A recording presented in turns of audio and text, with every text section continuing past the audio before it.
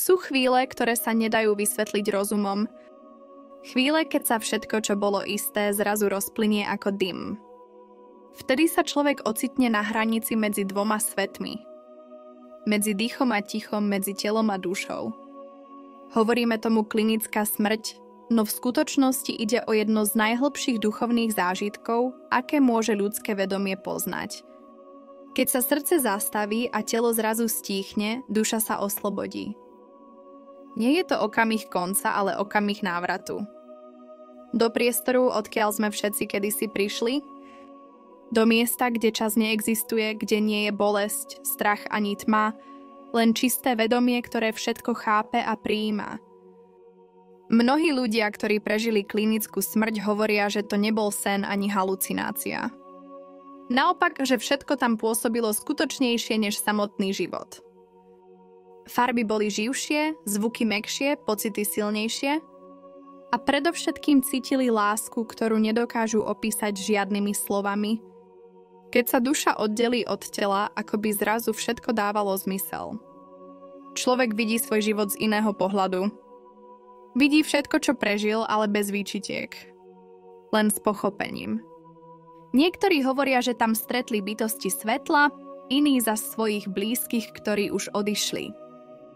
A všetci opisujú ten istý pokoj, to isté vedomie, že smrť neznamená koniec, ale prechod. Vedci hovoria o chemických reakciách mozgu, o kyslíku a halucináciách. Ale ako vysvetliť, že títo ľudia presne videli, čo sa dialo v miestnosti, keď ich telo ležalo bez života? Ako vysvetliť, že si pamätajú rozhovory lekárov, alebo že neskôr popísali detaily, ktoré by nikdy nemohli vedieť? Možno je to preto, že vedomie nepatrí telu? Telo je len nástroj, ale vedomie je energia, ktorá sa nikdy nestratí. A práve túto hranicu medzi životom a večnosťou prešli mnohí. Niektorí sa vrátili, aby rozprávali, čo tam videli. Niektorí, aby priniesli odkaz, že smrť nie je temnota, ale svetlo, ktoré nás opäť privíta domov. Anita Moorjani sa narodila v Singapure v indickej rodine a vyrastala v Hongkongu. Od detstva žila medzi dvoma svetmi. Doma ju viedli k pokore, poslušnosti a zachovávaniu tradícií. No vonku, v modernom meste, sa od nej očakávala výkonnosť, odvaha a úspech. V jednom z rozhovorov povedala: Celý život som sa snažila zapadnúť, nebyť problém. Ale vo vnútri som mala strach zo všetkého. Ten strach ju sprevádzal aj v dospelosti. V roku 2002 jej diagnostikovali rakovinu lymfatického systému. 4 roky sa liečila, podstupovala chemoterapie, skúšala alternatívne prístupy, ale nič nepomáhalo. Do februára 2006 už bola choroba v poslednom štádiu. Nádory veľké ako lopty jej pokrývali celé telo. Keď ju manžel privezol do nemocnice v Hongkongu, bola v kóme s ťažkým zlyhaním orgánov. Lekári jej rodine oznámili, že má len niekoľko hodín života. A v tomto okamihu, keď jej telo ležalo nehybne, začalo sa niečo, čo Anita neskôr opísala ako najhlbšiu skúsenosť svojho života. Cítila som, ako sa odpájam od tela. Povedala: Nebolo to desivé. Naopak, bolo to nádherné. Zrazu som bola slobodná. Videla, ako lekári prebiehajú po izbe, počula ich hovoriť, videla manžela, ako jej drží ruku. Ale to všetko vnímala akoby zhora, z miesta, kde čas neexistoval. Zrazu som vedela, čo cíti každý z nich.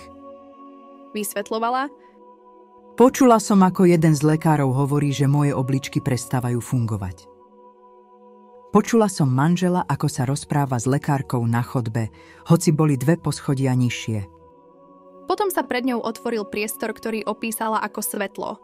Nie ostré, ale mäkké, priezračné a živé. Cítila som, že som obklopená niečím, čo ma pozná lepšie než ja sama. V tom svetle vnímala prítomnosť svojho otca, ktorý zomrel pred rokmi. Nepovedal ani slovo, ale rozumela som mu.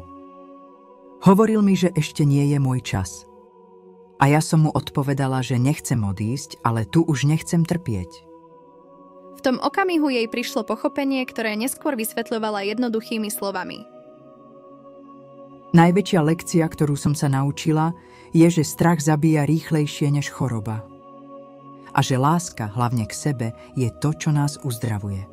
Keď sa jej vedomie vrátilo do tela, lekári neverili vlastným očiam.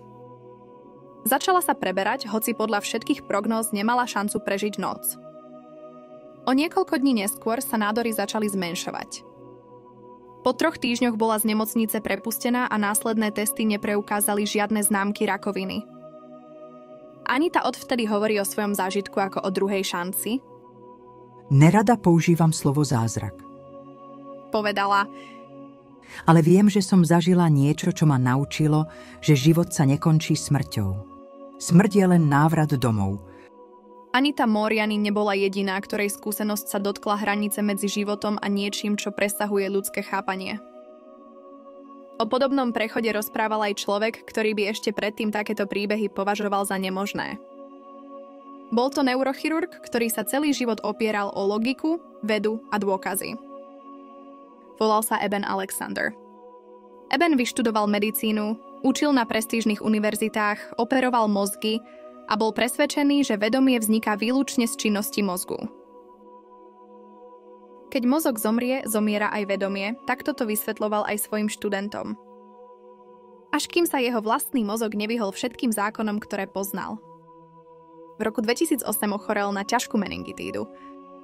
Baktérie mu napadli mozgovú kôru a v priebehu niekoľkých hodín upadol do hlbokej kómy. Podľa všetkých dostupných údajov jeho mozog nepreukazoval žiadnu činnosť vedomia.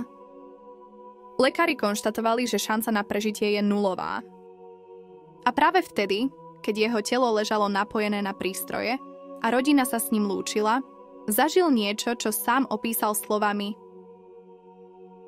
Zrazu som vedel, že som. Nie ako človek, nie ako telo, ale ako vedomie, ktoré nemá hranice. Najskôr cítil, že padá do hlbokej tmy. Ale tá tma nebola prázdna. Bolo to miesto, kde neexistoval čas. Ale napriek tomu som cítil pohyb. A z tej tmy sa začalo vynárať svetlo. Mäkké, teplé, živé. Zrazu sa ocitol v priestore plnom farieb a zvukov, ktoré nezneli, ale akoby vibrovali vnútri neho. Povedal, že ho niesla akási melódia, ktorá bola súčasťou všetkého. Tam vnímal prítomnosť bytosti, ktorú opísal ako sprievodkyňu, ženu, ktorá ho sprevádzala naprieč týmto priestorom. Nehovorila slovami, ale rozumel som jej. Vysielala ku mne posolstvo: si milovaný, ničoho sa neboj. Nič zlé nemôžeš urobiť. Eben neskôr priznal, že tento okamih bol najsilnejší v jeho živote. Celý život som veril, že keď sa mozog vypne, všetko sa skončí. Ale práve keď sa môj mozog vypol, začalo to najskutočnejšie, čo som kedy zažil. Keď sa po 7 dňoch prebral z kómy, lekári to považovali za zázrak. Mozgové funkcie sa obnovili a on si všetko pamätal do detailov. Nikdy som netvrdil, že viem, čo je po smrti. Len viem, že naše vedomie je oveľa väčšie, než dokáže poňať telo. A že po smrti sa nič nekončí. Odvtedy cestuje po svete a hovorí, že jeho skúsenosť nebola o náboženstve, ale o vedomí. O tom, že veda a duchovno nie sú nepriatelia, len dva jazyky, ktorými opisujeme to isté. Eben Alexander hovoril o vedomí, ktoré prežilo, aj keď jeho mozog mlčal. No niekoľko rokov pred ním v inom kúsku sveta zažila žena niečo podobné, no s takou presnosťou, že jej výpoveď dodnes používajú lekári ako dôkaz, že vedomie presahuje fyzický mozog. Volala sa Pam Reynolds. Pam bola speváčka, skladateľka, žena s hlasom plným energie. V roku 1991 jej lekári objavili obrovskú aneurizmu na mozgu. Bola tak nebezpečná, že by jej mohla kedykoľvek prasknúť a okamžite ju zabiť. Operácia, ktorú jej navrhli, bola extrémne riskantná, takzvané hypotermická zástava obehu. To znamenalo, že jej telo muselo byť úplne vypnuté, Srdce zastavené, krvný obeh prerušený, teplota tela znížená na 15 stupňov a mozog úplne bez elektrickej aktivity.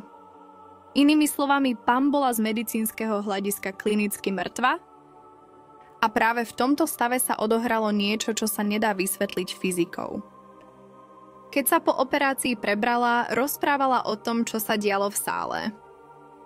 Hoci jej oči boli zalepené a uši upchaté špeciálnymi zátkami, ktoré prenášali len vysokofrekvenčné tóny.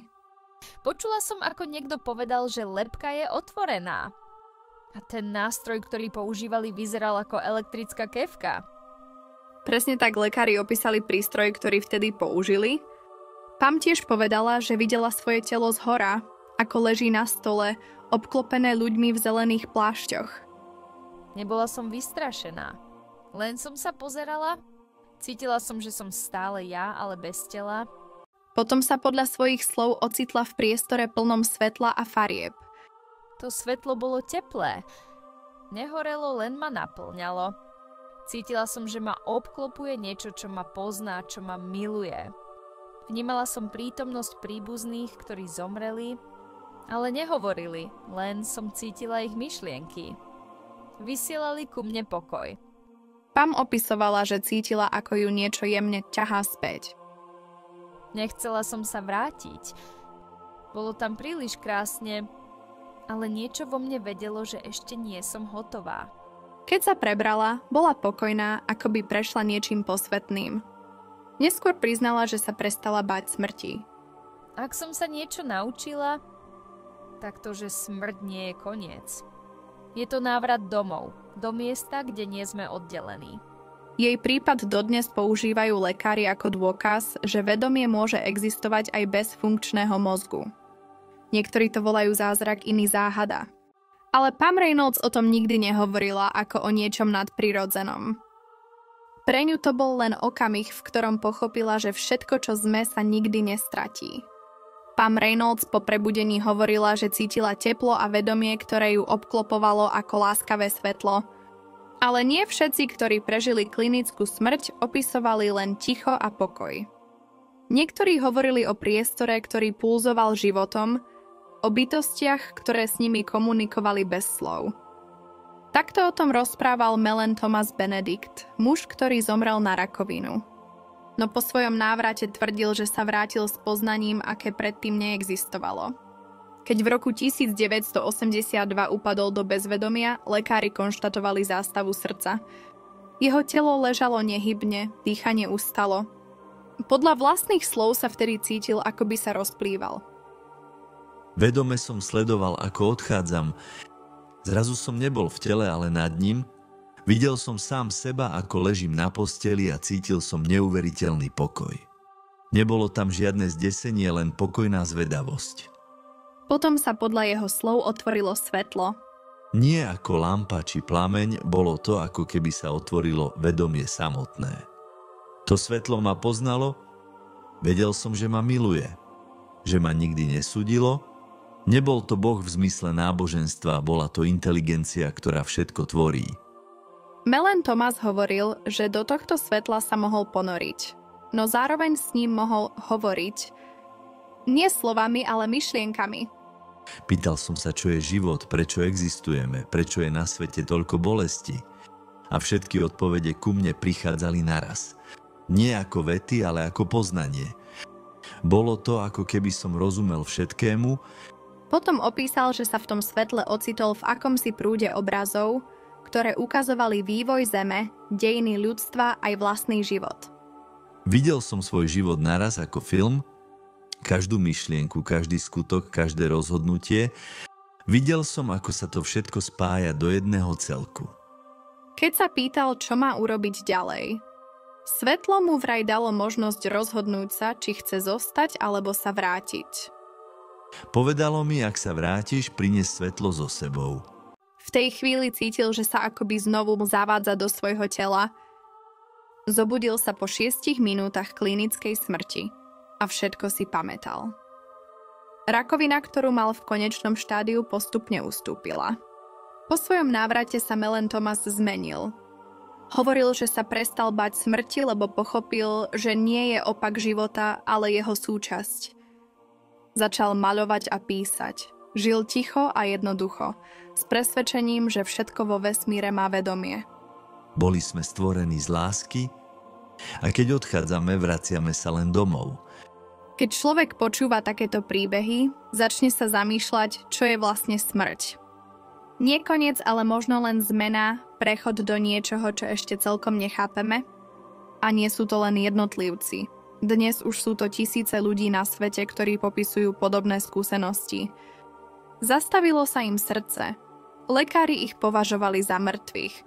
A napriek tomu si pamätajú, že cítili pokoj, že videli svetlo, že sa s niekým rozprávali, alebo že sa len vznášali nad vlastným telom a cítili, že všetko je v poriadku. Niektorí sa vrátili s presvedčením, že stretli niečo, čo presahuje všetko, čo poznáme. Iní o tom hovoria len ako o zvláštnom, ale krásnom tichu. A hoci každý opisuje niečo trochu iné, všetkých spája ten istý pocit, že to tam nebolo zlé. Že to, čo sme nazývali koncom, bolo len iným začiatkom. Veda sa to snaží pochopiť. Hovorí o chemických reakciách v mozgu, o kyslíku, o halucináciách. A možno sa v niečom nemýli. Ale keď sa pozrieš do očí človeku, ktorý si tým prešiel, vidíš, že nejde len o vedu. Niečo sa v nich zmenilo. Často hovoria pokojnejšie, menej sa ponáhľajú, viac si vážia život. Možno preto, že sa dotkli niečoho, čo sa slovami vysvetliť nedá. A možno práve o to ide. Nie o dôkaz, ale o pochopenie. Nie o to, čo bude potom, ale ako žijeme teraz. Ak sa vieme zastaviť, dýchať, mať úctu k životu, možno vtedy robíme presne to, prečo sme tu. Ak sa ti toto video páčilo, ak ťa prinútilo premýšľať alebo len na chvíľu spomaliť, môžeš mu dať like, odber alebo ho zdieľať s niekým, kto práve potrebuje pokoj. A napíš do komentára, čo si o tom myslíš ty. Pretože práve v tom tichom zdieľaní myšlienok niekedy nájdeme viac odpovedí než v knihách. Ďakujem, že si tu bol.